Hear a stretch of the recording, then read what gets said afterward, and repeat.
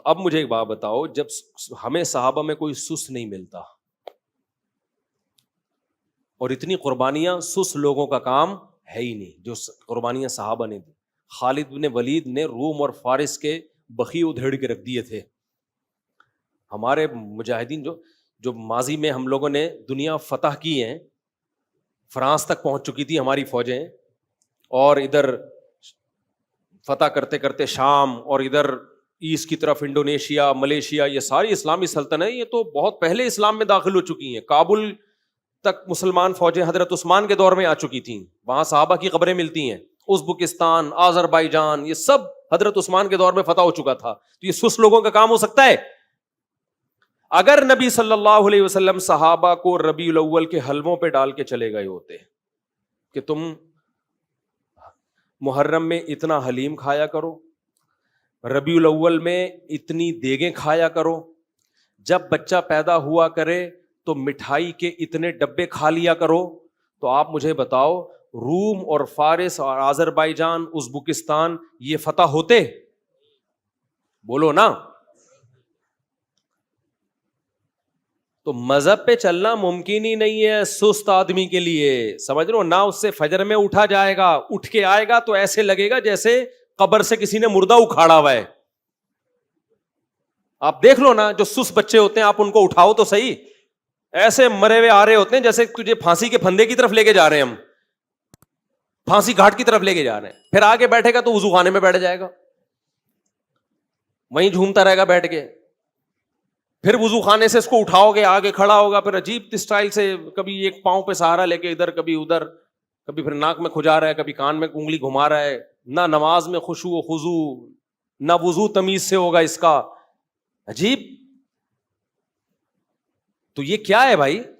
یہ کسی کام کا نہیں ہے، یہ امت پہ بوجھ ہے، یہ نمازیوں کو بدنام کر رہا ہے. بوڑھا امام ہوتا ہے نا، بوڑھا امام، وہ بیچارہ سمجھ میں آتا ہے کہ رکوع میں گیا، دیر اللہ اکبر کہہ دیا اور رکوع میں جانے میں دیر ہو گئی، سجدے میں جانے میں دیر ہو گئی، سجدے سے اٹھنے میں دیر ہو گئی. جو بوڑھے ہوتے ہیں وہ تو مجبور ہیں بیچارے، بڑھاپے میں ہو جاتے.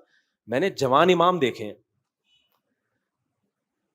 سجدے میں جا رہے ہیں، اللہ اتنا لمبا اللہ اکبر کہ پبلک سجدے میں پہلے پہنچ چکی ہے، امام صاحب ابھی راستے میں پہنچے. یار آپ تو 30-35 سال کے ابھی ینگ ہو، آپ اتنا لیٹ پہنچ رہے ہو، سردے میں اتنا لیٹ پہنچ رہے ہو. اور چلو شادیوں میں دولہا اپنی شادی میں لیٹ آتا ہے، میں تو نکاح پڑھاتا ہوں نا یہاں، دولہا لیٹ آدھا گھنٹہ 1 گھنٹہ. میں کہتا ہوں جس کمبخت کو اس کی شادی موٹیویٹ نہیں کر سکی ٹائم پہ پہنچنے کے لیے، وہ باقی کون سے کام ٹائم پہ کرے گا؟ یا تو بیزار ہے، تیری پسند کی شادی نہیں ہو رہی، یا تو سست ہے کہ پسند کا کام بھی اتنی سستی سے ہو رہا ہے. یہی وجہ ہو سکتی ہے نا بھائی تیری.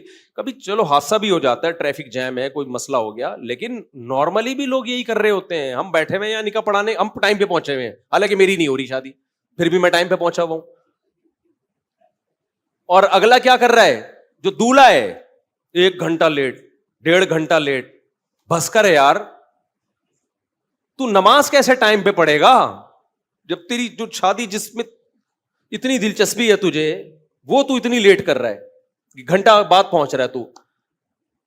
تو یہ مقصد کہ یہ قوم سست ہے یا نہیں ہے، مجھے یہ بتاؤ. یہ خدا کی قسم بہت بڑا عیب ہے ہمارے اندر، اس کو ہلکا مت سمجھو، بہت بڑا عیب ہے. نبی صلی اللہ علیہ وسلم کو سستی پسند نہیں ہے.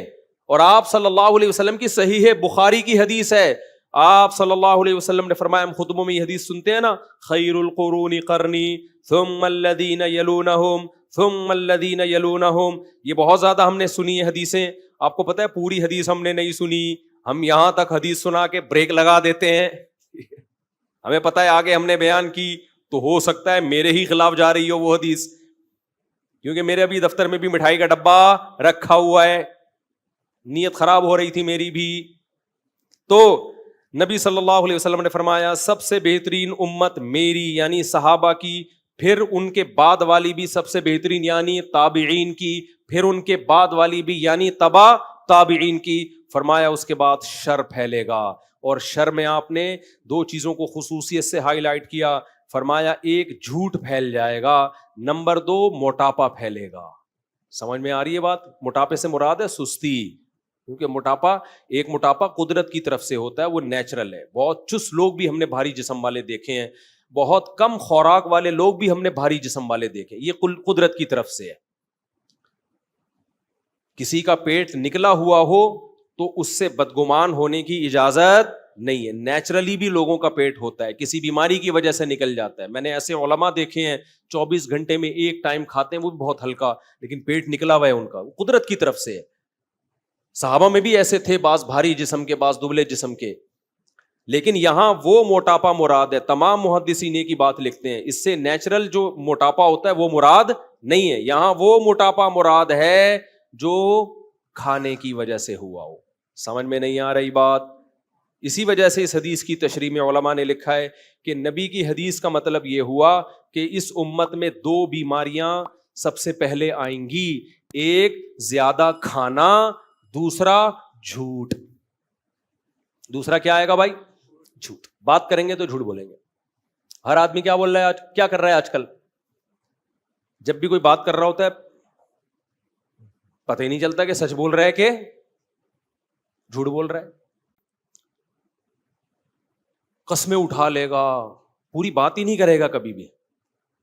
تو اور دوسرا کھانا, کھائے جا رہے ہیں. اور مجھے اللہ کی قسم اس پہ افسوس نہیں ہو رہا کہ زیادہ کیوں کھا رہے ہو. بھائی یہ تو ڈاکٹروں کا ٹاپک ہے نا کہ کم کھاؤ, میرا ٹاپک تھوڑی ہے. مجھے افسوس اس پر ہو رہا ہے کہ اس پہ مذہب کا لیبل کیوں لگا رہے ہو. یہ میرا ٹاپک ہے, یہ ڈاکٹروں کا ٹاپک نہیں ہے. مذہب کا لیبل مت لگاؤ, مذہب میں پھوڑنا پھاڑنا پسند بولو نہیں ہے. اور مٹھائیوں کو ختم کر دو مارکیٹ سے. ہمارے نبی صلی اللہ علیہ وسلم نے جو ہمیں کھانے پینے کی چیزیں بتائی ہیں خوشی کے موقع پہ, وہ گوشت بتایا ہے, مٹھائیاں نہیں بتائی ہیں. وہ کیا بتایا ہے؟ اسلام میں تہوار ہیں. عید الفطر پہ آپ صلی اللہ علیہ وسلم نماز عید سے پہلے کھجور کھایا کرتے تھے. نماز عید سے پہلے کیا کھاتے تھے؟ کھجور. اس میں بھی یہ حکمت تھی کہ یہ بتانا کہ آج ہمارا روزہ نہیں ہے. وہ بھی چند کھجوریں کھاتے تھے بس. باقی ہمارے نبی صلی اللہ علیہ وسلم سے تہواروں پہ کیا ثابت ہے؟ بقرعید ہمارا تہوار ہے. کیا اسلام میں یہ ہے؟ دیکھو ہندو جب تہوار مناتے ہیں تو وہ طرح طرح کے ویجیٹیبل اور مٹھائیاں کھاتے بھی ہیں اور کھلاتے بھی. ایسا ہی ہوتا ہے کہ نہیں ہوتا؟ سویٹس یہی ہوتا ہے نا. لبرل سیکولر لوگوں کا ایک تہوار ہوتا ہے برتھ ڈے. اس میں وہ کیا کاٹتے ہیں؟ کیک.